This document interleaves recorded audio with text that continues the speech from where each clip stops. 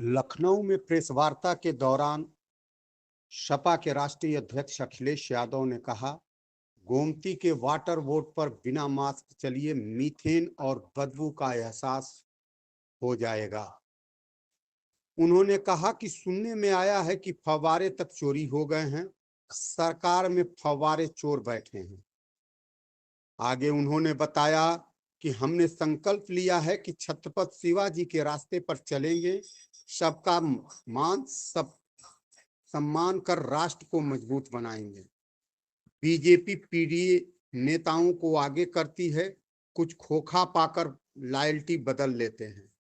2027 में जनता इन्हें सस्पेंड कर देगी। बीजेपी सरकार में जीरो टॉलरेंस का नारा भी जीरो हो गया है। यूपी में पुलिस ही पुलिस को पकड़ रही है और पुलिस ही पुलिस पर एफआईआर लिख रही है। कानून व्यवस्था की धज्जियां उड़ रही हैं। अवैध खनन हर जगह है, फैसले भी जात के आधार पर हो रहे हैं। 10-90 योजना, लोक भवन, कैंसर संस्थान और समाजवादियों का काम, लेकिन नाम बीजेपी का। पेपर लीक की सिल्वर जुबली मना रही है यह सरकार। बीजेपी किसी भी षड्यंत्र या साजिश से पीछे नहीं हटती। जब बिजली बनाई नहीं तो देंगे कहां से, हम निष्पक्ष जनगणना कराएंगे, पीडीए को न्याय मिलेगा।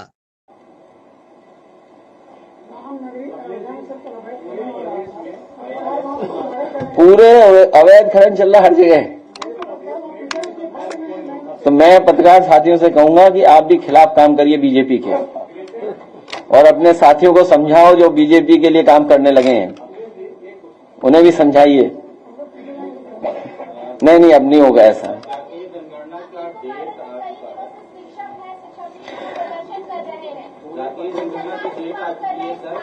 वो होगी तब 2027 में पीडीए सरकार में ही जाति जनगणना होगी,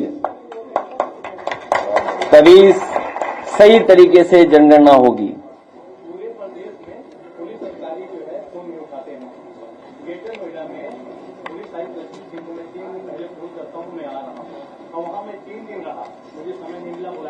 अब छोड़ो, ये सवाल मत करो। आप भी सरकार बदलो, हम लोगों का सहयोग करो।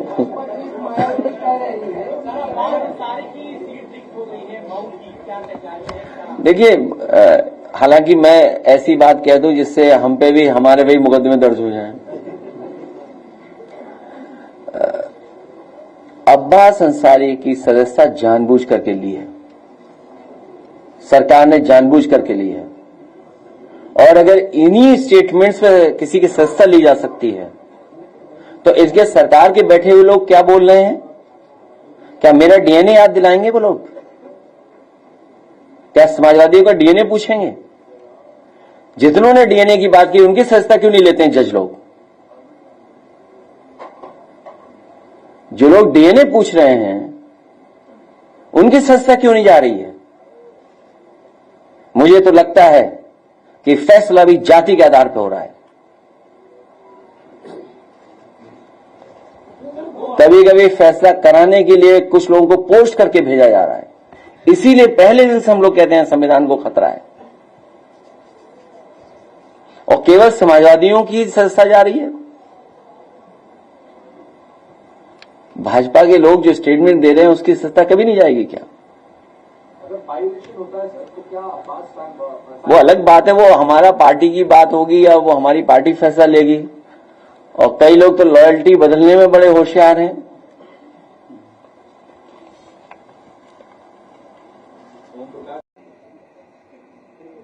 कुशीनगर में सरकार की दर्जा प्राप्त राजमिस्त्री हैं, जो कल स्टेटमेंट दे रहे हैं कि अगर प्रतिबंधित पशु किसी धर्म विशेष के लोगों ने काटा तो हम उनको काटना है। इनकी सदस्यता और इनकी पार्टी की सदस्यता खत्म हो जानी चाहिए। ये विचारधारा आ कहां से रही है? ये पार्टी के लोग ही तो उन्हें समझा रहे हैं, कहीं तो ट्रेनिंग मिल रही होगी। और ये जानबूझ करके, क्योंकि बुनियादी सवालों पे इन्हें बहस नहीं करनी है। हमारे बहन जो बता रही हैं कि बड़े पैमाने पर छात्र नौकरी को लेकर के, अपने तमाम चीजों को लेकर के धरने पे बैठे हुए हैं। कोई सुनवाई नहीं सरकार में। ऐड निकला, कुछ देर बाद ऐड डिलीट हो गया। बताओ, पेपर लीक की सिल्वर जुबली मन रही इनकी, कोई कल्पना कर सकता है? पेपर लीक की क्वार्टर सेंचुरी लग चुकी है अभी तक, और कितने लोग प्रभावित होंगे सोचिए आप उनसे, जिन्होंने फॉर्म भरा होगा।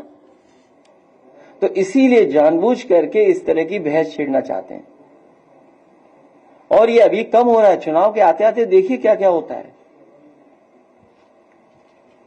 सर, विधानसभा के अंदर पुस्तकालय में आरएसएस के संस्थापक की तस्वीर लगाई कर उद्घाटन किया गया, उसकी तस्वीर लगा के आरएसएस के संस्थापक केशव बलिराम हेडगेवार की। देखिए, भारतीय जनता पार्टी ने अपने महापुरुषों के लिए, अपने नेताओं के लिए भी कोई काम नहीं किया।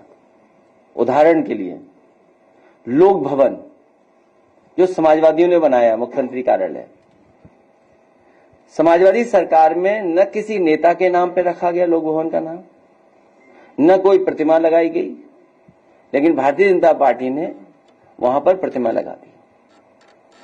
कैंसर इंस्टीट्यूट, और कैंसर इंस्टीट्यूट वो जहां पर गरीबों को इलाज मिलता, फ्री इलाज मिलता।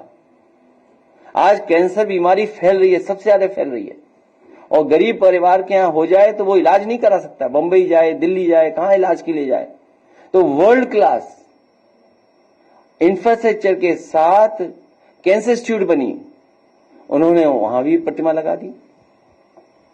एकाना स्टेडियम, जिसका आप नाम बदला हुआ कभी नहीं बोलते हैं, आप नाम बदला हुआ कोई नहीं बोलता है, तो नाम बदलने, और मैं कितनी बार बोलूंगा आपको, पूरा एक्सप्रेसवे देख लीजिए आप, शुरुआत से अंत तक। कहीं नेताजी हमारा समाजवादियों का नाम बड़ा लिखा दिखाई दे तो बता दो आप, लेकिन जैसे ही शौचालय के लिए उतरेंगे आप, भाजपा के लोगों ने नाम लिख लिया अपना। क्या ये सच्चाई नहीं है? तो अब लाइब्रेरी में बनानी तो थी नहीं, लाइब्रेरी बनी बनाई मिल गई, वह तस्वीर लगा दी। दूसरे का काम अपना काम बनाने में माहिर लोग हैं। बस आप लोग साथ देने लोगों, सब ठीक हो जाएगा। हमारी पूरी तैयारी है, सरदार सेना की पूरी तैयारी है, कभी नहीं छोड़ेंगे, कोई साथ नहीं छोड़ेगा, देखिएगा आप। ये सब प्रेशर बनाने की बात है। कोविड के पेशेंट बढ़ रहे हैं, लेकिन गवर्नमेंट की तरफ से अभी कोई भी एडवाइजरी जारी नहीं हुई है, क्या ये चिंता का विषय नहीं है? सरकार को जागरूक होकर काम करना चाहिए, और अगर कहीं इस तरह की बीमारी फैल रही है तो उसके इलाज और व्यवस्था इंतजाम को पूरा जानकारी जनता को देनी चाहिए। उस पर तो लड़ा जाएगा जब आरक्षण आएगा। हमारे कार्यकर्ता तैयार रहेंगे। मैं सरदार सेना के साथियों से भी कहता हूं, समाजवादी साथियों से भी कहता हूं, आपके माध्यम से, क्योंकि भारतीय जनता पार्टी कोई भी साजिश षड्यंत्र कर सकती है। उनके पास डेटा है, टेक्नोलॉजी है, लोग हैं, हायर्ड लोग हैं उनके पास, पैसे दे रहे हैं, वो आइडेंटिफाई कर लेंगे कौन सी ग्राम सभा, कौन सा बूथ डिस्टर्ब करना है, कौन सी ग्राम सभा के वोट इधर उधर करने जिससे ग्राम सभा का समीकरण बदल जाए। वो तैयारी बैठ करके कर रहे होंगे, उसके लिए हम लोग तैयार हैं।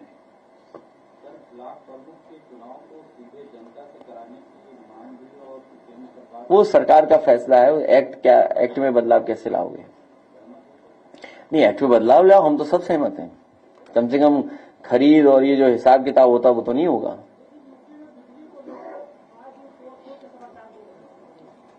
जब बिजली बनाई नहीं, बिजली के कारखाने का नाम मुख्यमंत्री ने अभी तक नहीं लिया, बिजली बनाई नहीं सरकार ने अभी तक। अगर बिजली बनाई होती तो शायद जनता को दे पाते। ये जितनी बिजली आज भी मिल रही है, समाजवादियों की सरकार के बनाए हुए कारखाने हैं, जो बढ़े उसके कारखाने हैं। सरकार तो कह रही है हम बिजली बहुत खरीद रहे हैं, कहां खरीद करके कहां जा रही है बिजली?